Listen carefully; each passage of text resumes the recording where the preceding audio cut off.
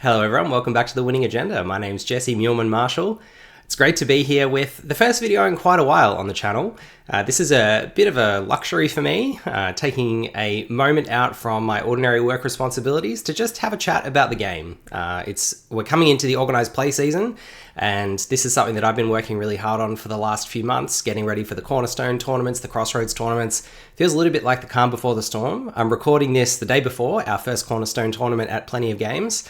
And in celebration of coming into the first Sorcery organised play season, I thought I'd have a bit of a chat about Arthurian Legends, just a bit of a change of pace, talk about some of my favourite spells from the set, and just take a little bit of a look back at the moments that I've been enjoying from Sorcery over the last 12 months or so. So what we're going to do today is take a look through the top 10 spells, and one of the things that inspired me to do this was we recently received our playtest card for playtesting Arthurian Legends, and it got me a little bit nostalgic and thinking about the moments that have gone into getting this set ready. So I'll pop a shot of that promo card up on the screen because it's very cool, and it tells a bit of a story of the card Snowball, which is one that when I did an interview with Sean, one of the designers of the set, they said that that was their favorite card from the set, and I think you can see from the promo card version, which cost 2 rather than 5 and had a very similar effect, that this was one of the cards that captured a lot of playtesters' imagination and also went through a lot of revisions and tells the story of how important playtesting is in the development of these sets. So without further ado, we're going to dive into the top 10 spells in Arthurian Legends. So the first spell that we're going to talk about today is actually 2 spells. It is the Great Famine and the Black Plague. These two, I think, a few people have slept on in terms of how powerful they are in constructed decks. And now I should clarify as well, this top 10 that we're going to be talking about here is in terms of playability. And of course, playability can be linked to, price and desirability and all of those things. But really today, what I'm focusing on, as with all the things on the winning agenda, or most of them, is around the play side of things and the actual gameplay of Sorcery. So here we're coming in at number 10 is the Great Famine and the Black Plague, which are 2 of the, I think, most powerful removal spells in the game. They cost 4 mana, which is not the most inexpensive, but also absolutely not the most expensive removal spell. But there's 2 things about them that are really, really crucial.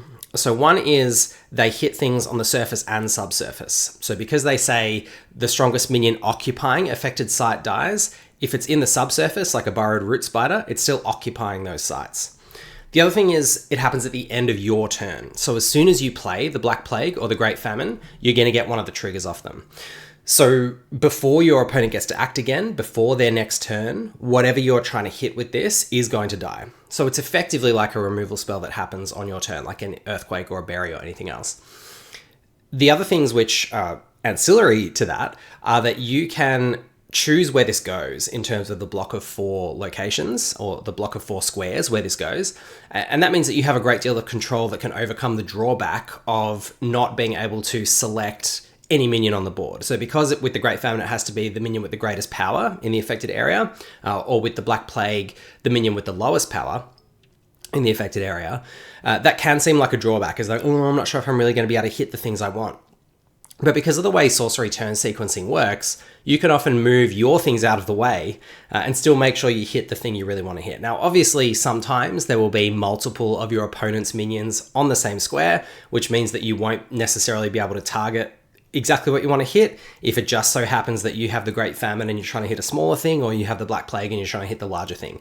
But that really is a corner case. In all my experience, I've played these in almost every deck that I've made since Arthurian Legends has come out, if I'm playing the relevant element, and I've almost always been able to hit the thing that I want to. The other thing is that they hang around.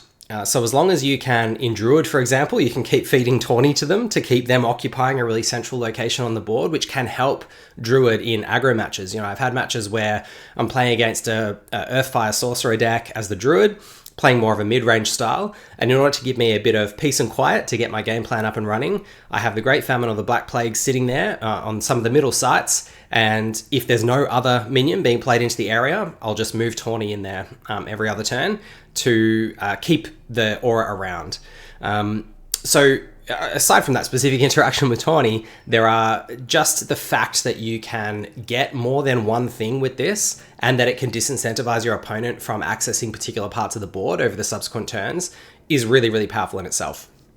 So these cards definitely deserve to be on the top 10 list, and I encourage you to slot them in your decks as removal options if you happen to be playing the elements. The next card is surprisingly an ordinary. And this is another card that I think a lot of people designing decks have slept on for a long time, but it's starting to crop up in a lot more deck lists. I've seen Kettletop Leprechaurns making their way into almost every Earth deck. And one of the moments that stood out to me with this card was that I was playing it early on in sort of 3 or 4 copies in most of my Earth decks. And I had it in my Avatar of Earth Air build. And I'd tweaked that deck a little bit from the alpha beta version, putting in several new Arthurian Legends cards, some of which didn't function super well and it was sort of in the testing phase. And I gave it to my good friend Joel Gibbons, who's a Flesh and Blood Pro Tour player, extremely talented card gamer in general, so shout out Joel. And Joel was playing with that Avatar of Earth deck, and at the end of the day, he came back to me and I said, oh, what did you think of some of the new Arthurian Legends cards? And he said, this Kettletop Leprechaun, that's really good. Everything else, not so sure. And at that point, I thought it was a good card, but I was surprised by how Joel had rated this above a lot of the other cards from Arthurian Legends that I'd included, and this is the one he'd shouted out.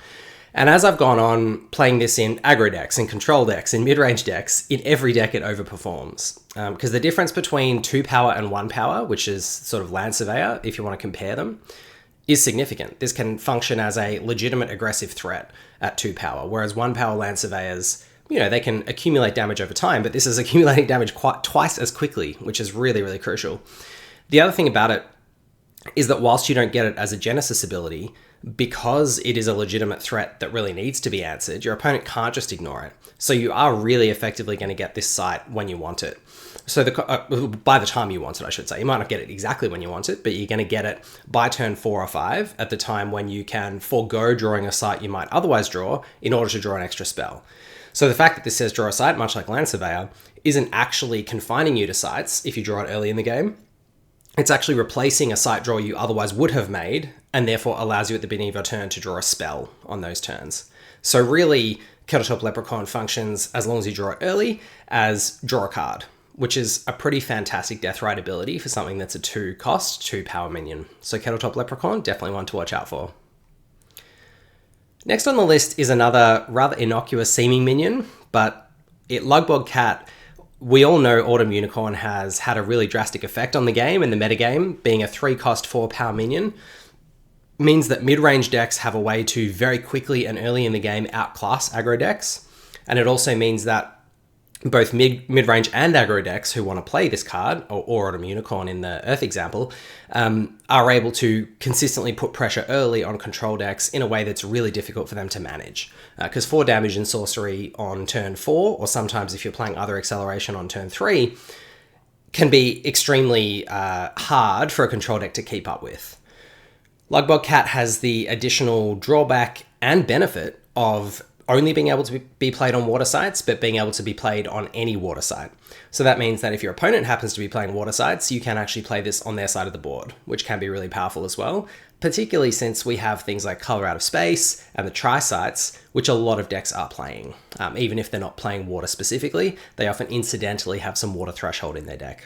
So Lug Bog Cat, definitely powerful, definitely has an impact, and is really one of the minions that Water was looking for after Alpha Beta to help fill out that 3-drop slot in the curve, and it's made its way into a lot of decks. Next card on the list is Guards, which is one of those things that as a sort of design group and as a designer, you have to be really careful with effects like Guards, Border Militia, token generators in general, that you don't reach a critical mass where people can build degenerate decks that are just spamming too many minions. Alternatively, obviously there are mitigation strategies for if you do enable that kind of play of printing things like Druid. The flip side of Druid, that is, the passive ability that deals 1 damage to anything when it enters a site nearby the Druid, which help to mitigate the effectiveness of go wide strategies, if you like, with a lot of tokens. But Guards is one of those things that is definitely pushing the power level, even putting aside the critical mass consideration of token generators. Just the card in and of itself, if you're playing no other token generators, the capacity for 6 mana to get 9 minions if you're in a location where you have 9 sites nearby you, including the site that you're on, is extremely powerful. You know, 6 mana for 9 power is a very good rate, and having that 9 power distributed across 9 different locations is sometimes a drawback, but can also be a benefit. And in combination with some other cards in Arthurian Legends, like Buudaca, which, spoiler alert, is later on this list, you can turn that 9 power into a significantly increased amount of power. Putting aside Buudaca, even things like Housearn Bannerman or Pendragon Banner, anything else which is going to increase the power of every one of your minions is going to have an outsized effect on something like Guards. So Guards, lots of synergies. It's creating another payoff for decks that want to increase the power of their minions, and it's one that's proved to be a real player in the Arthurian Legends metagame. Next on the list is a trio of cards. So these cards are all fire, they all have charge, and they fit really nicely into a mana curve because one costs 2, one costs 3, and one costs 4. So they are, of course, Warhorse, which is probably my pick of the bunch, although Mountain Lion is a very close second. Redcap Parries, which is really powerful, really solid, but obviously has a drawback. And Mountain Lion, which has a drawback as well, but I'm going to give you a little bit of a different way to think about Mountain Lion, which I think illustrates just how powerful this card is. So these 3 cards together have really made a site which is going to be on my top 10 sites list. Spoiler alert there as well, Pebbled Paths. They've made Pebbled Paths a must include for a lot of control decks. Now, charge has always been a powerful mechanic. It's always been something that control decks have to watch out for. But having 3 minions all in the same element, all on curve at 2, 3, and 4, all with powerful abilities alongside charge, has meant that control decks really have to be careful of charge. So Warhorse having the ability to carry an avatar or a minion, so it can carry any unit, means that it's a fantastic include in Battle Mage decks, Avatar of Earth decks, even Avatar of Air decks, any deck that wants extra maneuverability on the avatar, which actually, let's be honest, is pretty much any deck. I mean, we saw Enchantress decks using Blink just to get a little bit closer sometimes for proximity spells early in the alpha beta meta. We've seen Archimago decks wanting to move out of the way. You know, even if you're a control deck, getting out of line with your opponent's avatar can be really important. So if you think about Warhorse, it doesn't give you a cantrip like Blink or Mad Dash, but it gives you a minion, a body that remains on the board. And much like Kettletop Leprechaun, it's a 2 mana, 2 power minion, which is a serious threat if it's left unchecked.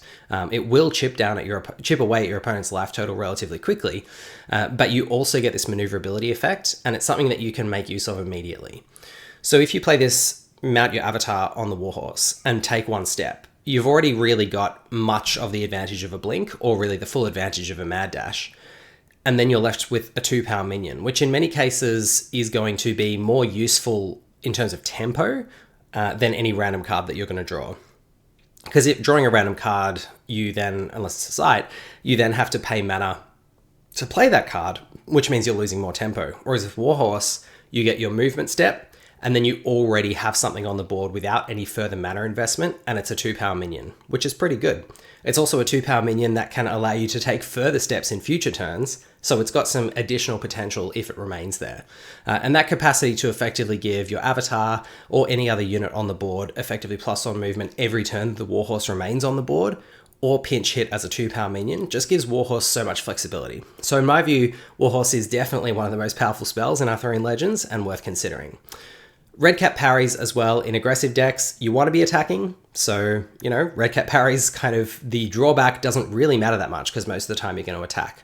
There are 2 ways it does matter. One is if your opponent has minions that outclass it, that are trying to defend and you can't deal with them, then you can't really run your Redcap Parries away. You've just got to... It's over. There's no more story for those Redcap Parries. They're done if they get surrounded. Or if they can't attack. If they have to retreat, there's no option to retreat with them.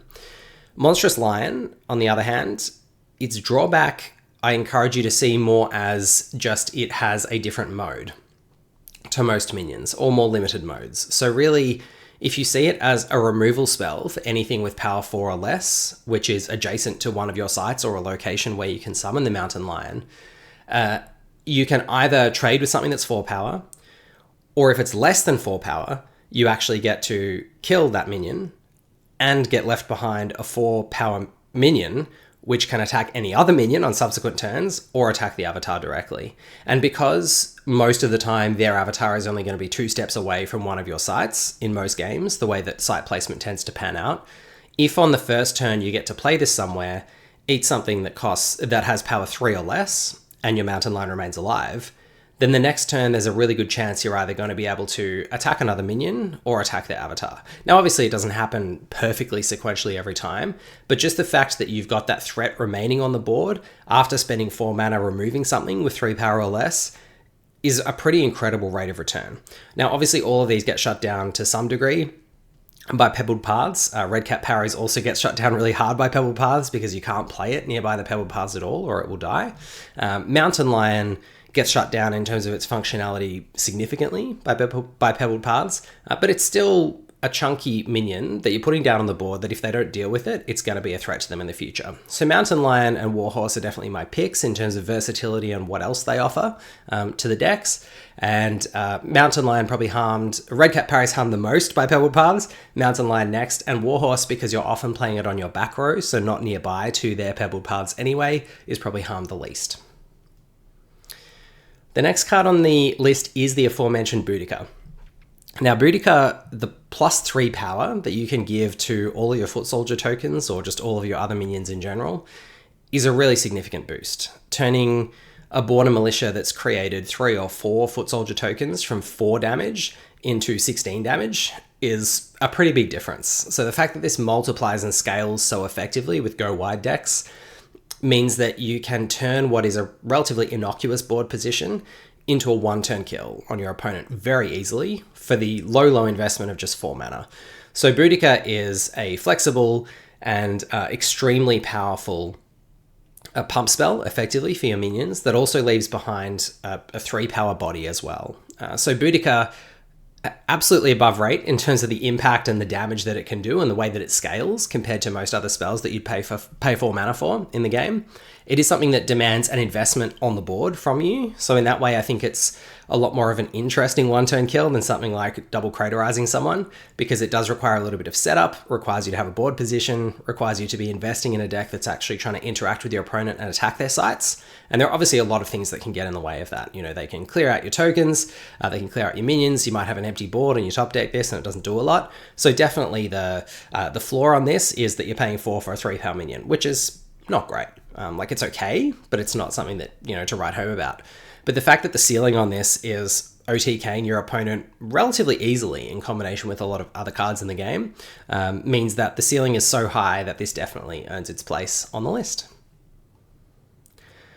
The next card is the aforementioned Snowball. And as I mentioned in the intro when I was talking about the playtest card, this did start out its life in playtesting as a 2 mana spell.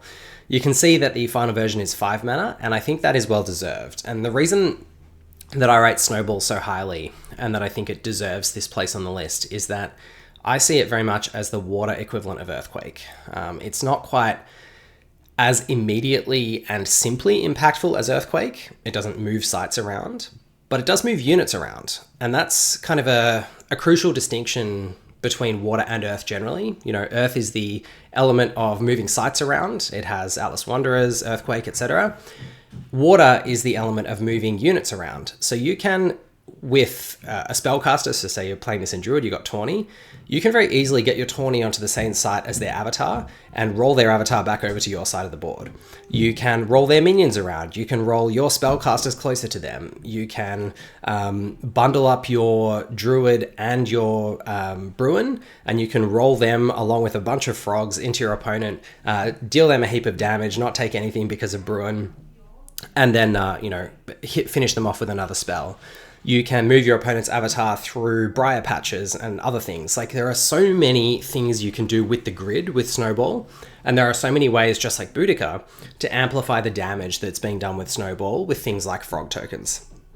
So Snowball is one of those things I think that rewards careful deck building, careful play and sequencing, clever movement, and where you place your minions on the grid, and effective use of spellcasters. So it touches on a lot of things that I really like about Sorcery, and it has a really powerful capacity to get multiple kills off one card, much the same as Earthquake, in a way that is not restricted by land sites versus water sites. It's really just restricted by region. So Snowball, definitely worth checking out, and definitely one worth including in your water decks. The next one on the list is Peasant Revolt, and this might seem like a bit of a surprise because it's not as flashy a card perhaps as a lot of the other cards on the list. It doesn't always fill out a curve or lead so directly to victory, but the power of this card and the capacity to destroy a significant number of your opponent's sites, and really commonly played sites like the castles, means that this can really function as like you win the game effectively. It doesn't win you the game itself immediately, but you put your opponent so far behind that you've effectively won the moment that you play it.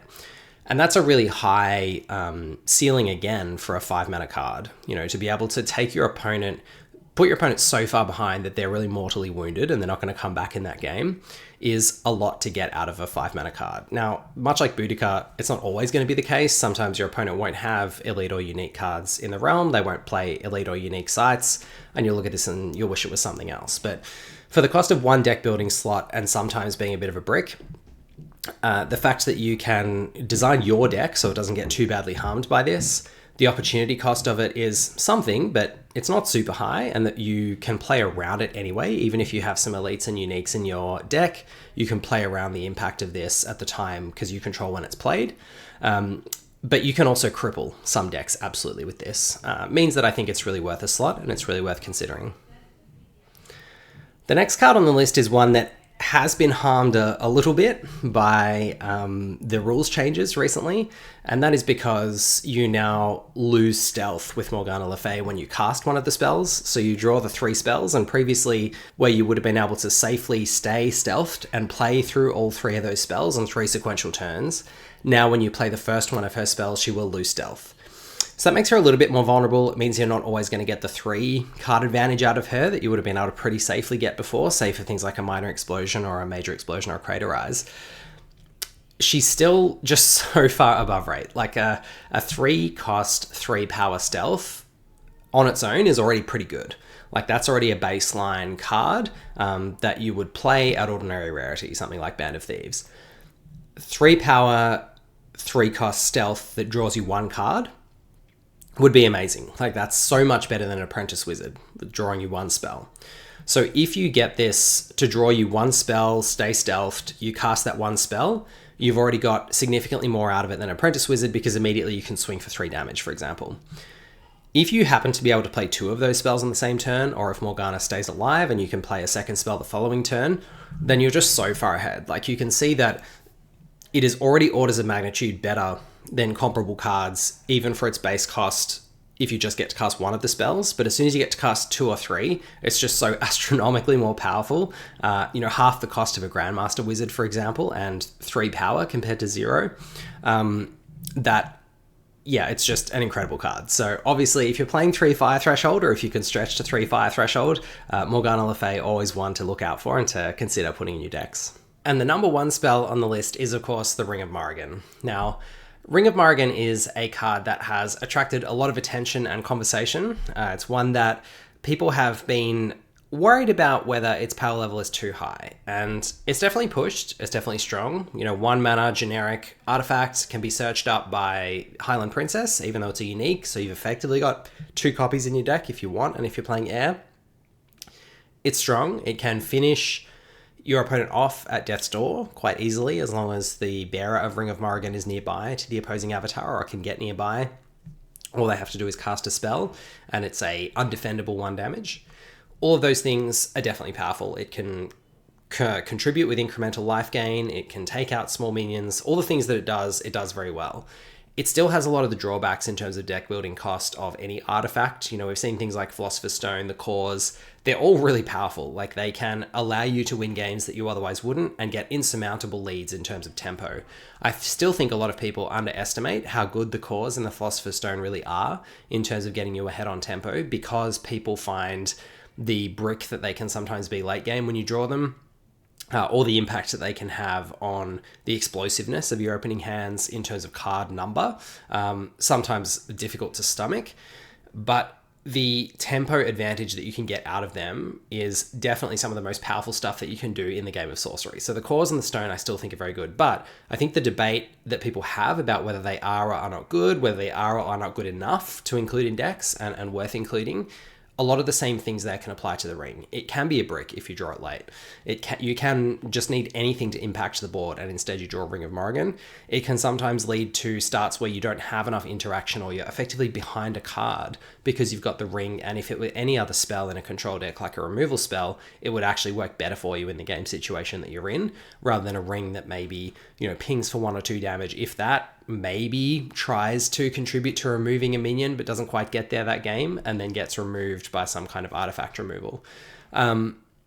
So yeah, it's definitely got a high ceiling.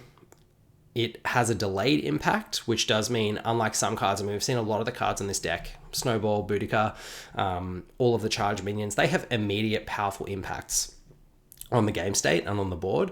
Ring of Morrigan does some really powerful things, but it does them in a delayed way. It does them in a way that requires some sequencing, and therefore it does have some weaknesses. Now, the fact that it's generic, so it doesn't have a threshold requirement, it can go in any deck, and is relatively inexpensive in terms of mana cost, means that it is pretty ubiquitous. You're going to see it around a lot, and that puts some people off, that's fine. But in terms of overall power, while I have it at the #1 spot on this list, because I still think the things that it does are extremely powerful, and are really above rate for its cost, that doesn't mean that there is no deck building cost or opportunity cost to including this, or that it's an auto include in every deck. So yeah, that's just my little sermon on Ring of Morrigan. I hope you've enjoyed the video, and that you've enjoyed this little trip back through some of my favorite cards from Arthurian Legends as we look forward to Dragonlord and Gothic in the next few weeks. And I hope that those of you who are attending Crossroads and Cornerstone events over the next few months really enjoy the organised play program that we've put together. I can't wait for our Crossroads event in Melbourne later in the year in October, and for our Cornerstone event that we're going to be running tomorrow at Plenty of Games. Look forward to seeing lots of the local Melbourne community there, and even a few interstaters who I know are flying in. And for the Crossroads event later in the year, look forward to seeing all of those New Zealanders who I know are flying over. We've got at least one person coming over from the States, which is going to be exciting because we've got Lindsay Cromett and Brian Smith, 2 amazing artists who are going to be there. And we're going to, of course, have some Dragonlord available at PAX Australia too, just after the Crossroads event, which is going to be awesome. So lots of great things coming up for Sorcery in the next few months across Cornerstone and Crossroads season. Hope wherever you are in the world that you enjoy your local Cornerstone tournaments and any Crossroads tournaments you're able to get along to, and we'll see you in the realm.